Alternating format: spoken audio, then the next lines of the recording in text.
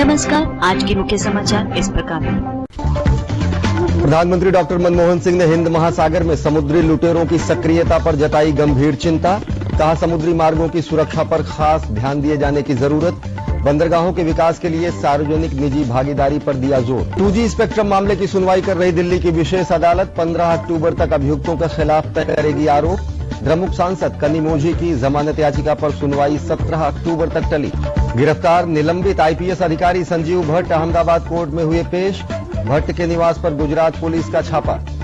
पाकिस्तान की आतंकवाद विरोधी अदालत ने पंजाब प्रांत के गवर्नर सलमान तासीर के हत्यारे पुलिसकर्मी को मौत की सजा सुनाई। और विश्व मुक्केबाजी प्रतियोगिता चैंपियनशिप में भारतीय मुक्केबाजों का बेहतरीन प्रदर्शन जारी। 64 किलोग्राम वर्ग में मनोज कुमार ने बहामास के वैलेंटिनो नोल्स को शिकस्त देकर दूसरे दौर में बनाया स्थान। ब्रजेंद्र सिंह और जय भगवान आज खेलेंगे पहले दौर के मुकाबले। नमस्कार, खबरें विस्तार से। प्रधानमंत्री डॉक्टर मनमोहन सिंह ने समुद्री क्षेत्रों में नौवहन सुरक्षा पर जोर देते हुए समुद्री लुटेरों की गतिविधियों का हिंद महासागर तक विस्तार हो जाने पर चिंता जताई है। मुंबई में शिपिंग कॉरपोरेशन ऑफ इंडिया के स्वर्ण जयंती समारोह को संबोधित करते हुए प्रधानमंत्री ने कहा कि तेज विकास और समुद्री व्यापार की जरूरतों के मद्देनजर सुरक्षा पर खास ध्यान दिए जाने की जरूरत है। प्रधानमंत्री डॉक्टर मनमोहन सिंह ने विकास की गति को तीव्र करने के उद्देश्य से बंदरगाहों के विकास पर और अधिक ध्यान दिए जाने की आवश्यकता बताई। उन्होंने कहा कि बंदरगाहों के विकास के लिए सार्वजनिक निजी भागीदारी की जरूरत है। प्रधानमंत्री डॉक्टर मनमोहन सिंह ने नौवहन क्षेत्र से बढ़ती व्यापार जरूरतों और वैश्विक परिदृश्य में भारत की बढ़ती भागीदारी के मद्देनजर भारत के राष्ट्रीय बेड़े के विकास पर बल दिया। प्रधानमंत्री डॉक्टर मनमोहन सिंह महाराष्ट्र के एक दिन के दौरे पर हैं। डॉक्टर मनमोहन सिंह पुणे में वनराई फाउंडेशन नामक गैर सरकारी संगठन के सिल्वर जुबली समारोह में भी उन्होंने शिरकत की। 1986 में स्थापित इस गैर सरकारी संगठन को पूर्व केंद्रीय मंत्री डॉक्टर मोहन धारिया ने स्थापित किया था और इस संगठन का महाराष्ट्र एवं पुणे के आसपास के इलाकों में कृषि संरक्षण, वन संरक्षण एवं जल संरक्षण के क्षेत्र में महत्वपूर्ण भूमिका है। दिल्ली की एक अदालत ने आज 2G स्पेक्ट्रम मामले में द्रमुक सांसद कनिमोझी और कलाइगनार टीवी के प्रबंध निदेशक शरद कुमार की जमानत याचिकाओं पर उनके इस आग्रह पर सुनवाई टाल दी कि इन पर मामले में न्यायाधीश द्वारा आरोप तय किए जाने के बाद सुनवाई हो सकती है।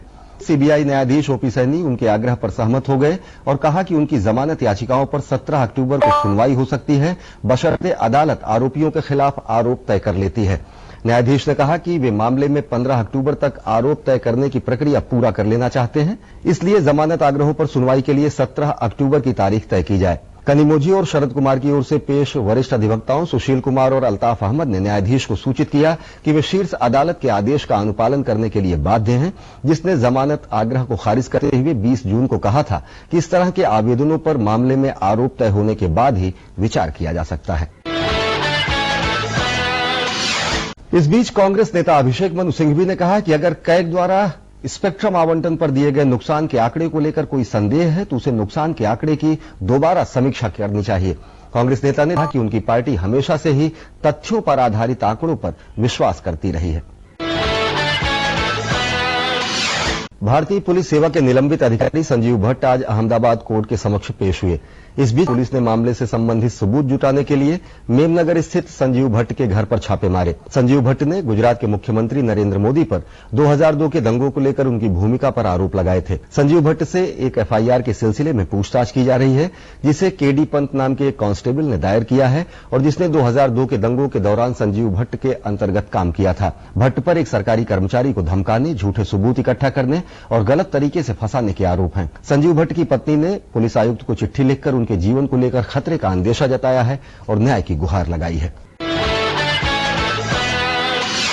गुजरात के एक वरिष्ठ पूर्व पुलिस अधिकारी गुजरात के खुफिया विभाग के पूर्व महानिदेशक आरबी श्री कुमार ने कहा कि अगर कोई गलत काम करता है तो गिरफ्तारी से कोई नहीं रोक सकता, लेकिन संजीव भट्ट और अन्य अधिकारियों पर कार्रवाई कई सवाल खड़े करती है। गौरतलब है कि आरबी श्री कुमार के अधीनस्थ संजीव भट्ट ने काम किया था। श्री कुमार ने बताया कि संजीव भट्ट की पत्नी ने उनसे इस मामले को देखने का अनुरोध किया था। नोट के बदले वोट मामले में गिरफ्तार और वरिष्ठ भाजपा नेता लालकृष्ण आडवाणी के पूर्व सहयोगी सुधींद्र कुलकर्णी की हिरासत की 5 दिनों की अवधि आज समाप्त हो रही है। दिल्ली की 30 हजारी अदालत इस मामले में सुनवाई कर रही है और वह आज कुलकर्णी की जमानत पर फैसला करेगी। अदालत मामले में गिरफ्तार पूर्व भाजपा सांसद महावीर भगोरा और फग्गन सिंह कुलस्ते की जमानत याचिकाओं पर भी विचार कर रही है। इस बीच कल लोकसभा अध्यक्ष मीरा कुमार ने दिल्ली पुलिस को वोट के बदले नोट मामले में भाजपा सांसद अशोक अरगल के खिलाफ मामला दर्ज करने की अनुमति दे दी है। दिल्ली पुलिस ने कल दिल्ली की एक अदालत में इस मामले में पूरक चार्जशीट भी दाखिल की थी। इस चार्जशीट में भाजपा के 3 पूर्व सांसदों को कथित रूप से दी गई धनराशि के स्रोत का पता लगाने के लिए किए गए प्रयासों का जिक्र है। बीजेपी ने यूपीए सरकार पर भ्रष्टाचार से निपटने और महंगाई पर काबू पाने को लेकर विफल रहने का आरोप लगाया है। पार्टी राष्ट्रीय कार्यकारिणी की बैठक के दूसरे और आखिरी दिन बीजेपी नेता अरुण जेटली ने कहा कि कार्यकारिणी में मुख्य जोर गवर्नेंस के मुद्दे पर रहा। उन्होंने कहा कि मुख्य विपक्षी पार्टी होने के नाते बीजेपी अपनी जिम्मेदारी निभाने को तैयार है। बीजेपी कार्यकारिणी की बैठक में रथ यात्रा पर भी विचार विमर्श किया गया। आज कार्यकारिणी को लोकसभा में विपक्ष की नेता सुषमा स्वराज और वरिष्ठ नेता लालकृष्ण आडवाणी ने भी संबोधित किया। कांग्रेस प्रवक्ता अभिषेक मनु सिंघवी ने कहा है कि समय आने पर तेलंगाना पर उचित फैसला लिया जाएगा। उन्होंने कहा कि इस मुद्दे पर अभी संयम रखा जाना चाहिए।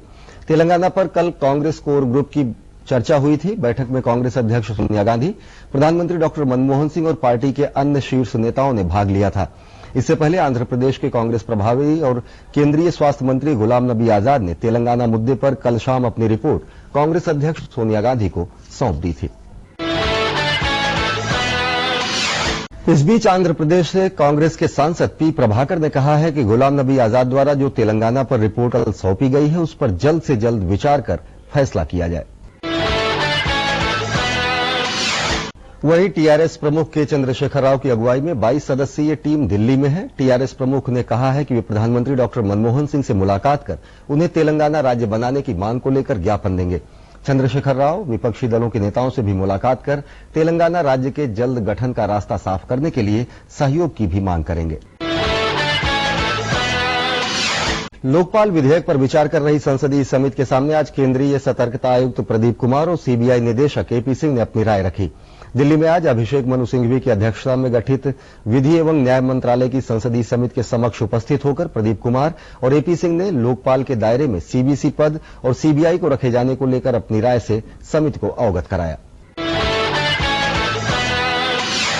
राष्ट्रपति श्रीमती प्रतिभा देवी सिंह पाटिल स्विट्जरलैंड और ऑस्ट्रिया की अपनी 2 देशों की यात्रा के पहले चरण में जिनेवा में हैं।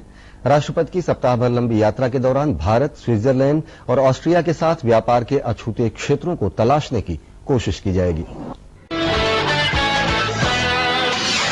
रुख करते हैं अंतर्राष्ट्रीय जगत की तरफ। पाकिस्तान की आतंकवाद विरोधी अदालत ने पंजाब के गवर्नर सलमान तासीर के हत्यारे पुलिसकर्मी को मौत की सजा सुनाई है।